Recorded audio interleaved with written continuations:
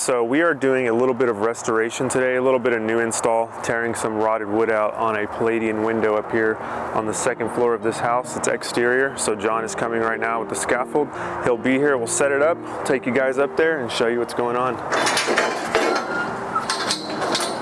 We made it up here on the scaffold, ready to get started, and just a little bit about what's going on here. This is a Palladian window. It's basically a 3-section window where their center is arched and the arch extends past the 2 on the side.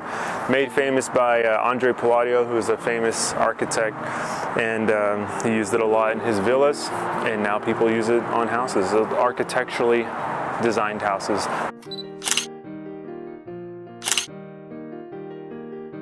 This is a very old one, as you can see. It's rotted away. They've cut sections away here. Whole millwork has to reproduce the molding, so they cut a section out of that arch right there. They took it to the shop, remilled that stuff for us. They cut these moldings out. Anywhere you see this tape and primer, this is flashing tape and primer to kind of prevent any more damage, but you know, it's kind of futile at this point, but they did this a while ago, so that's kind of why they handled it that way. But beautifully designed window. One of the greatest things I love about these Palladian windows is oftentimes you'll see them with these Gothic muntins here.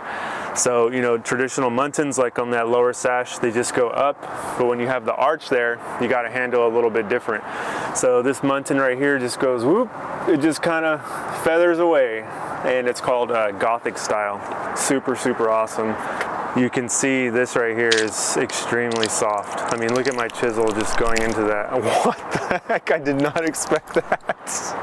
That's like mush right there. So one thing we did actually real quick before we tear into this is we put a lumber tarp right here, taped it up to the house, and then taped it to the scaffold just to catch all the junk that's about to fall down. And look at this.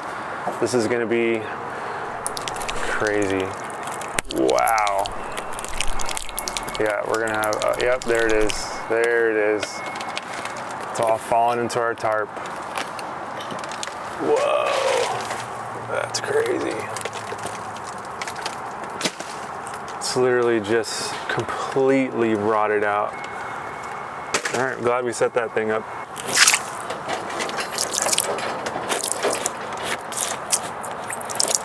It's insane.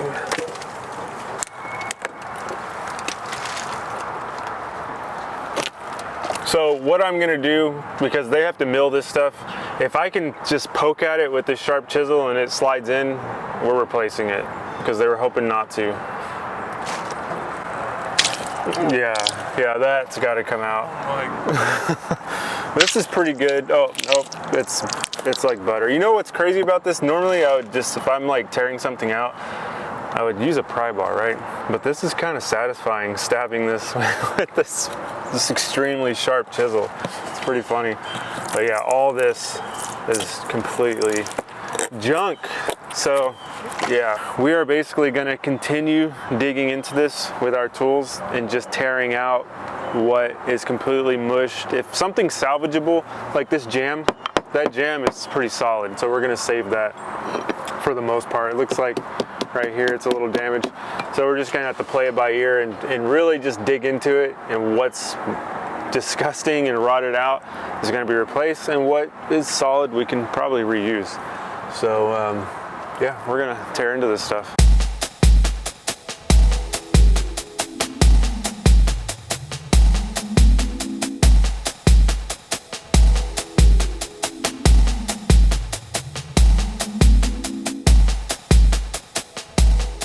Call Stuart with the takeoff.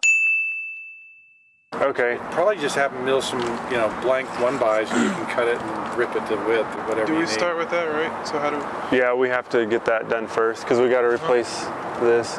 And this thing here, how that's rotted out, do you think just replace this whole thing, right? And it stops right there, so they added that on later. Like, it doesn't go all the way through there like it normally would.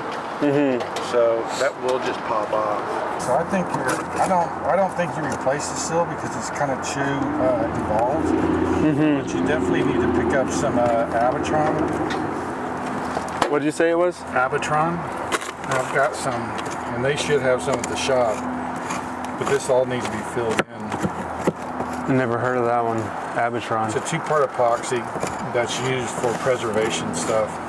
Yeah, I mean, yeah, so this house is 1930, so it's almost 100 years old. Also, you know what I'd say too, is let's when the copper guy comes over, have him redo us another whole copper all the way across here. Okay. So he's wrapped it into that jam. We need to cover, just have him come in with copper all the way to here, cover this whole thing. Arbitron or whatever it's called. Arbitron? Arbitron, and then this. Do both. Yeah, the Arbitron is a two-part, one-to-one thing that you'll mix together, and it'll kind of get hot and warm. You mix it together real good, and you'll probably just, you've already got some holes that'll kind of hold it in there, but you're just gonna goop it on here, and then you sand it smooth or chisel it smooth. So I'll let them know what we need. All right, what's the plan for now, you think? I think go get this. You think y'all have that on hand, Sapili? yeah, they should have it on here. Okay. Brent just came by, as you've seen right there, and he gave us some tips on what we need to do here. We are restoring this. This is technically a restoration project.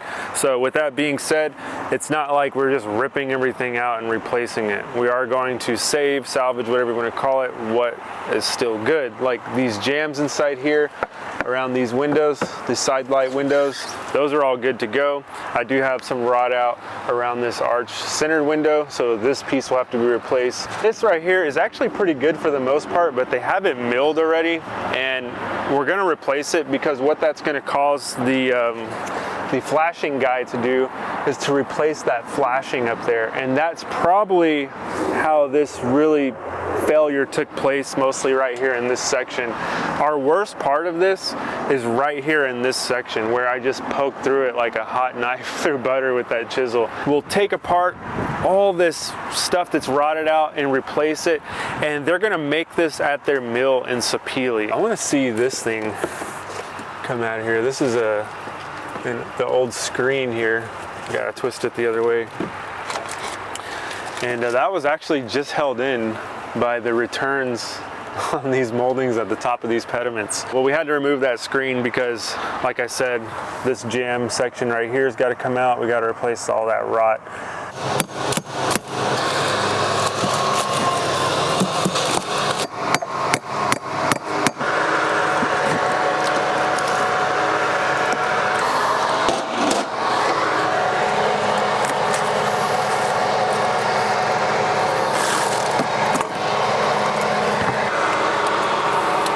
When Brent was here earlier, he identified this wood as Sapili, but he did say that there was repairs done on this before in Spanish cedar, which is right here.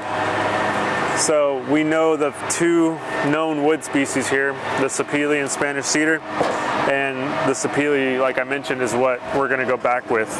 And they are not gonna have that ready for us today. We just got word from the mill that is going to be first thing in the morning. So first thing in the morning, he's gonna bring us the rest of the material to tie this up.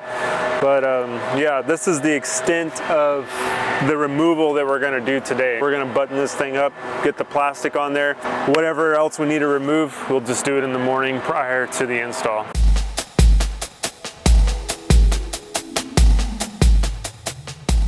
So that's kind of part one to restoring this Palladian window. As it goes with these restoration projects, it's hard to plan for them because you don't really know until you dig in and see what's going on. And as you saw today, this was way more rotted than they had originally anticipated.